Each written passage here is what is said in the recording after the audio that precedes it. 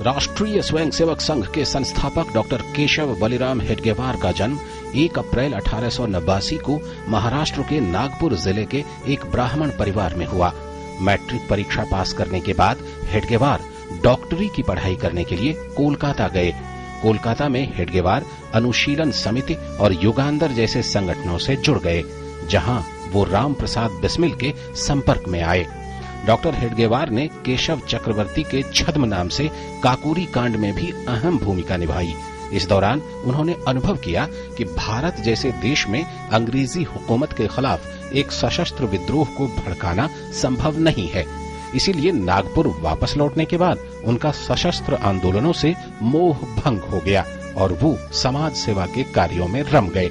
वहां उन्होंने बाल गंगाधर तिलक के साथ मिलकर कांग्रेस पार्टी के लिए काफी काम किया।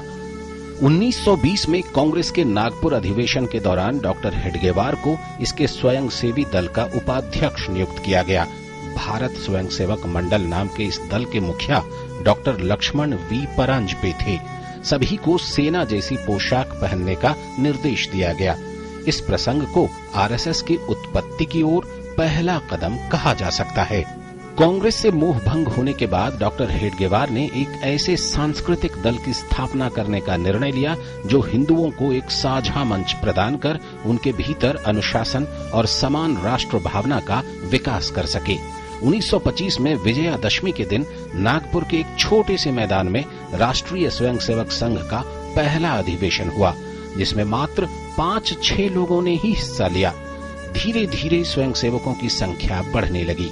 नागपुर में कई स्थानों पर शाखाएं शुरू हुई। संघ में सभी आयु, वर्ग और जाति के लोग आने लगे। साल 1930 में अंग्रेजों के विरुद्ध कानून तोड़ने का आंदोलन चला।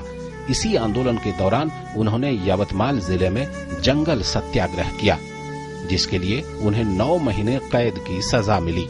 जेल में भी वो संघ का कार्य करते रहे, लेकिन लंबे समय तक अपने शरीर की चिंता किए बिना समाज सेवा में लगे रहने की वजह से डॉक्टर हेडगेवार बीमार हो गए और 21 जून 1940 को बीमारी के कारण भारत माता के महान सपूत डॉक्टर केशव बलिराम हेडगेवार का निधन हो गया। पुनीत शर्मा की रिपोर्ट, डीडी न्यूज।